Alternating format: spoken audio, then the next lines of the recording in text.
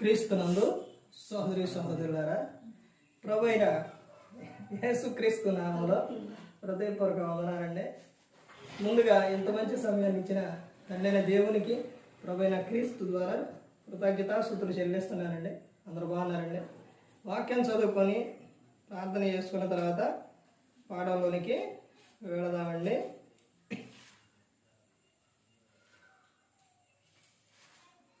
లూకా గారు రాసిన సువార్త 2వ అధ్యాయం. లూకా గారు రాసిన సువార్త 2వ అధ్యాయం 10వ వచనం. అయితే ఆ దూత, భయపడకుడి, ఇదిగో ప్రజలందరికీ కలగబోవు మహా సంతోషకరమైన సువార్తమానం నేను మీకు తెలియజేయుచున్నాను. ప్రార్థన. పరలోకమందున్న మా తండ్రి, పరిశుద్ర ప్రేమ గల తండ్రి, గొప్ప తండ్రి, యెహోవా తండ్రి, మీ ప్రియ కుమారుడు యేసుక్రీస్తు ప్రభువారి ద్వారా కృతజ్ఞతాస్తుతులు చెల్లిస్తున్నాము నాయన. అయ్యా, ఈ కూడికంతట్లో మీరు నడిపించండి ఆయన. వాక్యం బోధించుండగా వినువారు తండ్రి మంచి రోజు తిని వాక్యానుసారంగా నడిచే భాగ్యం దయచేయండి ఆయన. వాక్యం బోధించుండగా ఈ లోక సంబంధమైన జ్ఞానంతో కాకుండా మీ జ్ఞానంతో మాట్లాడే భాగ్యం దయచేస్తారని మా ప్రభువైన యేసుక్రీస్తు నామమున వేడుకుంటున్నాం తండ్రి, ఆమేన్. ప్రభువైన యేసుక్రీస్తు నామములో హృదయపూర్వకంగా వందనాలండి. దేవుని కుమారుడు యేసుక్రీస్తు ప్రభువు ఈ లోకానికి వచ్చిన తర్వాత పరలోక రాజ్యం సమీపిస్తుంది కనుక మారు మనసు పొందమని ప్రకటింప మొదలుపెట్టారు. అంశం పాఠం పేరు ఏంటంటే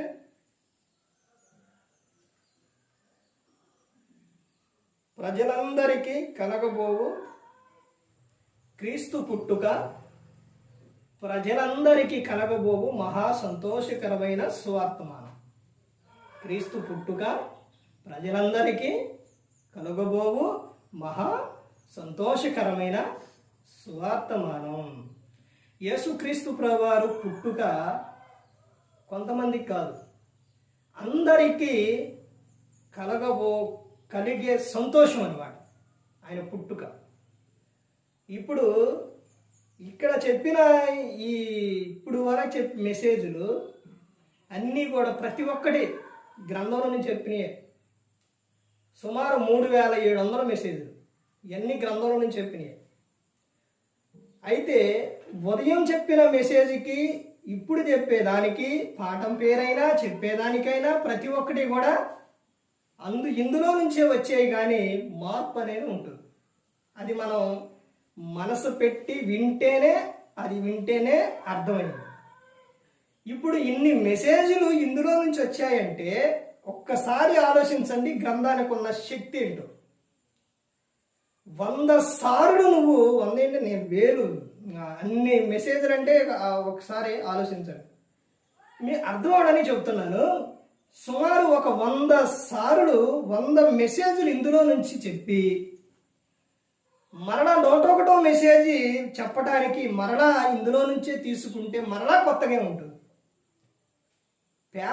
ఒకరోజు పేపర్ వచ్చింది, పేపర్ చదువుతారు, న్యూస్ పేపర్ అంటారు కదా, పేపర్ వచ్చింది, ఆ పేపర్ చదువుతారు.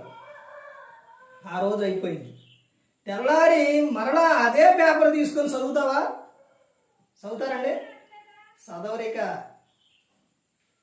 కానీ ఈరోజు నువ్వు చదివి 100 సార్లు ఈ బైబిల్ గ్రంథాన్ని చదివి మరలా 100వ మరలా చదివినా ఎలా ఉంటుంది?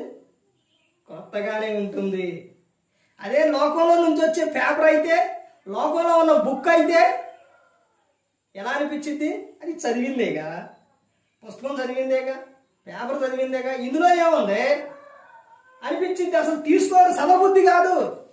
కానీ ఈ గ్రంథం అలాగా కాదండి. ఈ గ్రంథంలో శక్తి ఉంది. ఈ గ్రంథాన్ని రాపించింది తండ్రి అయిన దేవుడు. ఎవరి సహాయంతో? పరిశుద్ధాత్మ దేవుని సహాయంతో. ఎవరి ద్వారా? ప్రవక్తల ద్వారా. నువ్వు ఎన్నిసార్లు చదువు, 1000 సార్లు చదువు, 1001 చదివినా కానీ కొత్తగానే ఉంటుంది. 3700 మెసేజ్లు ఇందులో నుంచి చెప్పి ఇప్పుడు చెప్పబోయే మెసేజ్ కూడా ఇందులో నుంచే, ఇంకా రాబోయే మెసేజ్లు అన్నీ కూడా ఈ గ్రంథంలో నుంచి వచ్చేయే. అవన్నీ కూడా పొద్దున ఉదయం చెప్పిన మెసేజ్ క్రీస్తు పుట్టుక గురించి నువ్వు ఎవరెవరికి చెబుతున్నావు? మరి ఇప్పుడు చెప్పబోయే మెసేజ్ ఏంటి?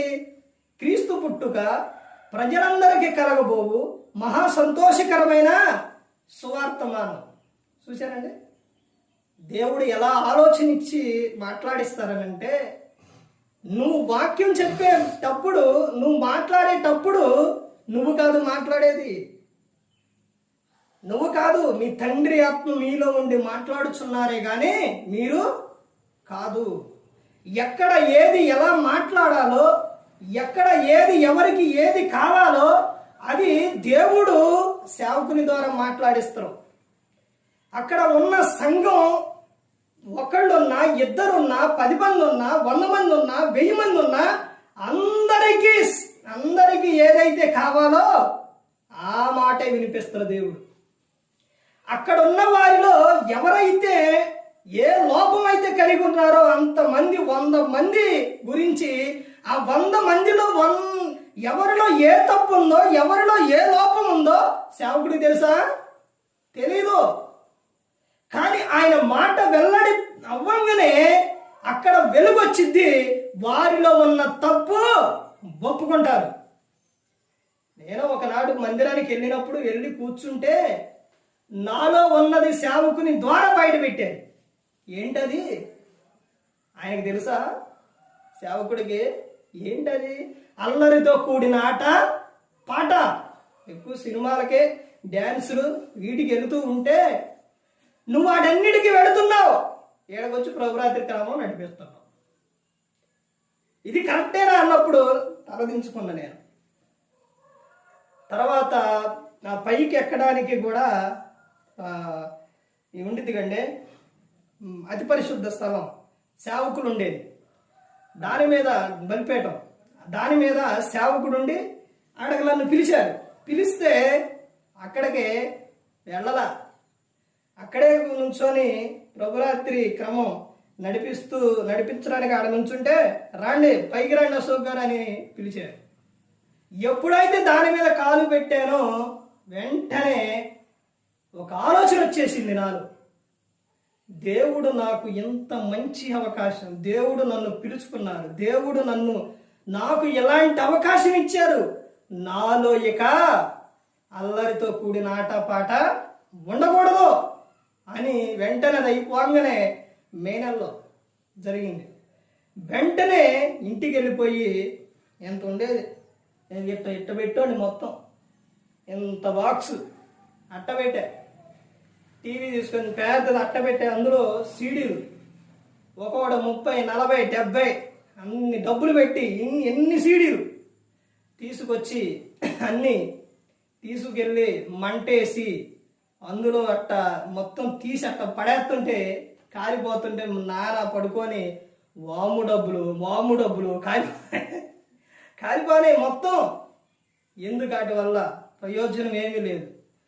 వెంటనే ఊరు నుంచి వస్తా ఫోన్లో ఉన్న సినిమా పాటలు ఏవైతే ఉన్నాయో వెంటనే ఫోన్ తీసి అన్ని డిలీట్ చేసేసి, ఇంటికి వచ్చేసి మొత్తం ఎక్కడైతే వ్యర్థమైంది ఏదైతే కనపడిందో మొత్తం తీసేసా.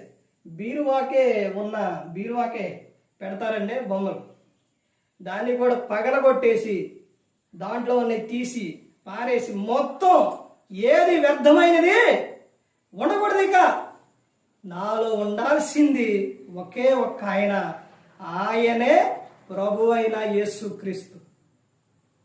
నాలో యేసుక్రీస్తు ప్రభువారు మాత్రమే ఉండాలి అని మోకాళ్ళేసి ప్రార్థన చేసే, ప్రభువా నా హృదయంలోకి రా ప్రభు అంటుందోనే. ఆయన వచ్చారు, పరిశుద్ధాత్ముణ్ణి నా మీద పంపించారు. వెంటనే పరిశుద్ధాత్ముడు ఎవరినైతే ఎలా మాట్లాడావో, ఎక్కడైతే కోపపడ్డావో, ఎక్కడైతే ఏ తప్పు అయితే ఏ లోపం అయితే ఉందో మొత్తాన్ని ఒప్పించేశారు. మొత్తాన్ని ఒప్పించారు, సంఘ పెద్దగా నిలబెట్టారు. సంఘ పెద్దకే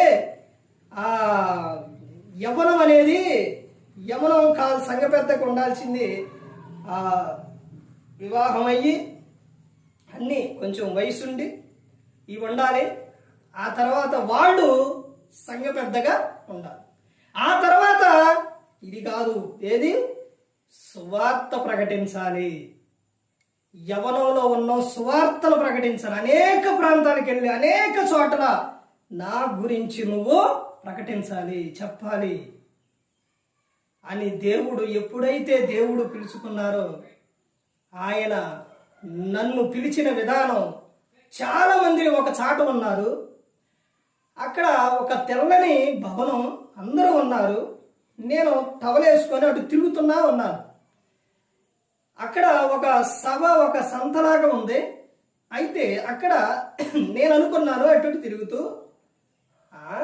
అక్కడ ఒక చాట ఒక పిలిచి ఏం చేస్తున్నారంటే,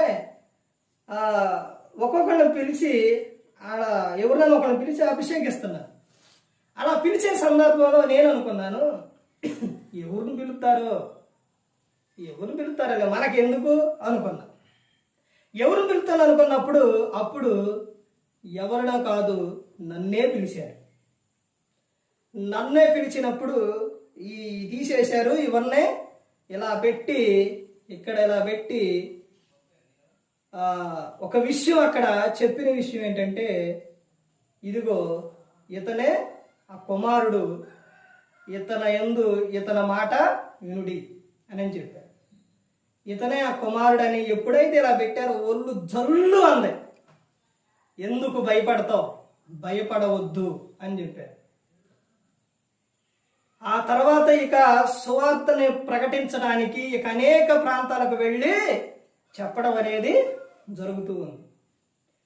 ఇదంతా కూడా ఎందుకు చెప్పాను అని అంటే, ఇదంతా ఎందుకు చెప్తున్నానంటే, ఎంత మంది ఉన్నా కానీ దేవుడు వారిలో వారికి అవసరమైనది వారిని రక్షించడానికి పరిశుద్ధాత్మ దేవుని సహాయంతోనే ఆ మాట వెల్లడి అవుతుంది.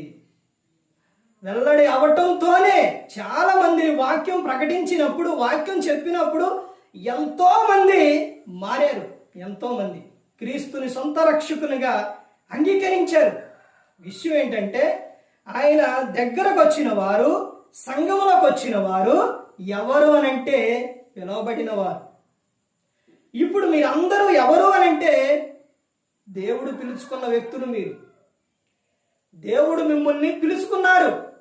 పిలుచుకుంటేనే సంఘంలోకి వస్తారు, సంఘంగా ఏర్పడతారు. దేవుడు పిలుపు లేకుండా ఎవరు కూడా రారు. నువ్వు బ్రతిమిలాడు, కాళ్ళు పట్టుకో, నువ్వు ఏదైనా చెయ్యి. బలవంతం చేస్తే ఒకసారి కూర్చుంటారేమో, బతిమిలాడితే ఇంకో రోజు వస్తారేమో, కానీ ఉండరు. దేవుడు పిలుచుకున్న వ్యక్తే అక్కడ ఉంటారు. ఈ సేవకుడు ఎవరు అంటే దేవుడు ఏర్పరచుకున్న వ్యక్తి.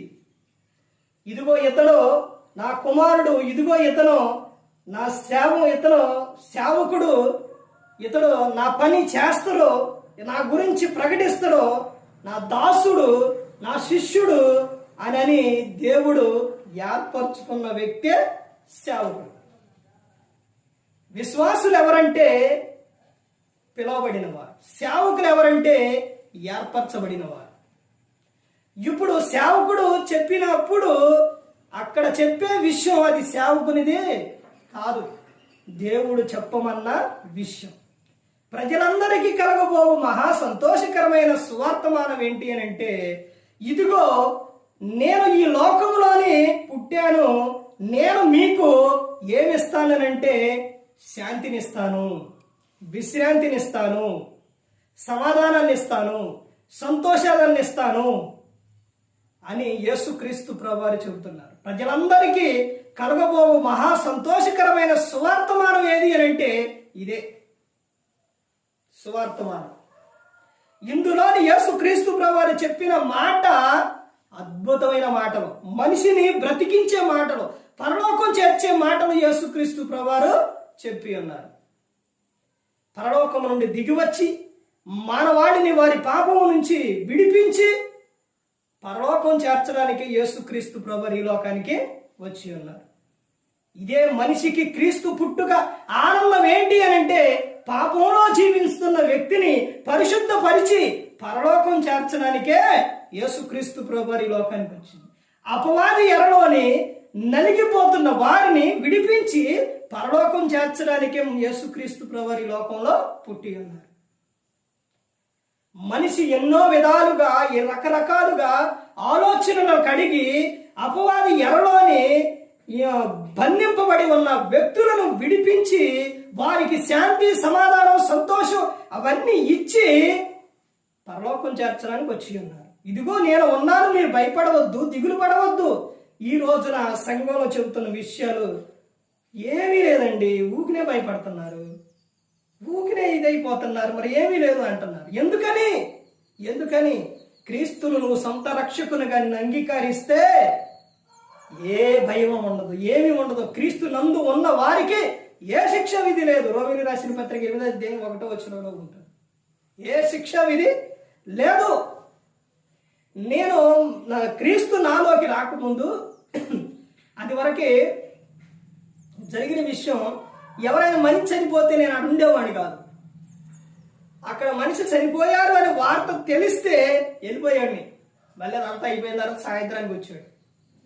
అస్సలు ఉండోడు కాదు.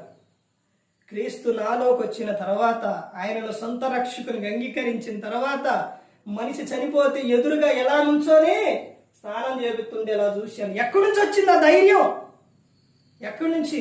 అది వరకే మనిషి ఎవరైనా చనిపోతే నైట్ అయితే పడుకుంటే ఆ వ్యక్తి వచ్చే మీద పడ్డట్టు, ఆ వ్యక్తి వచ్చే రమ్మన్నట్టు, ఆ వ్యక్తి వచ్చే ఇక దెయ్యం వచ్చింది నా మీద పడ్డదే అని అబ్బో ఎక్కడ లేని ఎన్ని ఇక కలలో ఎన్ని వచ్చి, మరి ఆ తర్వాత రాలేదే. అది వరకు వచ్చినాయి, ఆ తర్వాత రాలేదే. మరి ఇప్పుడు మనిషి దగ్గరకు వెళ్ళి చూడడం, మనిషి చనిపోతే ఆ కార్యక్రమంలో వాళ్ళకు ప్రార్థన చేయటం, సమాధి కార్యక్రమాన్ని అవన్నీ మొత్తం ఒక్కొక్క ప్రాంతాల్లో ఒంటరిగా వెళ్ళడం, ఒంటరిగా అక్కడికి వెళ్ళి వాళ్ళ దగ్గరికి వెళ్ళి ఆ ఇంటికి వెళ్ళి ప్రార్థన చేయటం, ఇవన్నీ జరుగుతున్నాయి. మరి ఇప్పుడు ఏమీ లేదు,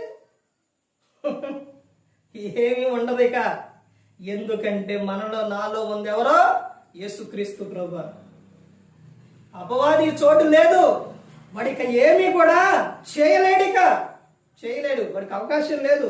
క్రీస్తు ఉన్న చాట వాడి ఆటలో సాగో. భయపెట్టడానికి ప్రయత్నం చేస్తారో చేయకుండా అయితే ఉండడం చేస్తారా కానీ వల్ల కాదు.